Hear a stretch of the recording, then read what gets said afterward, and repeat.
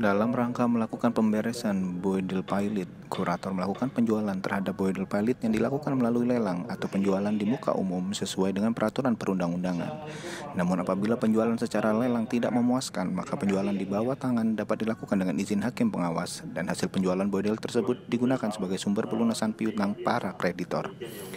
Hal ini telah sesuai dengan ketentuan pasal 185 ayat 2 Undang-Undang Kepailitan. Demikian disampaikan oleh ahli hukum kepailitan Sultan Remi Sajedi yang dihadirkan oleh pemohon pengujian Undang-Undang Ketentuan Umum dan Tata Cara Perpajakan di ruang sidang pleno MK.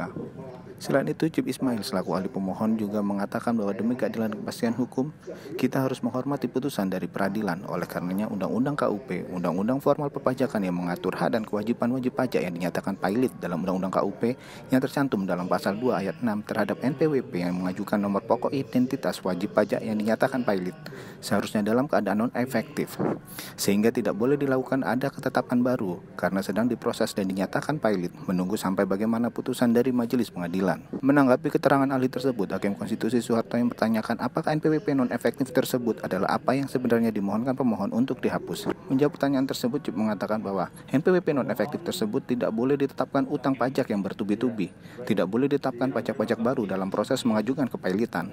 Dengan demikian, NPWP-nya harus dinonefektifkan. Namun harus diketahui bersama bahwa perusahaan tersebut NPWP-nya dan kewajibannya sudah dalam keadaan non-efektif ketika sudah diputus inkrah bahwa sudah pailit oleh pengadilan. Banjarawan, Agung Sumarna, MKTV News melaporkan.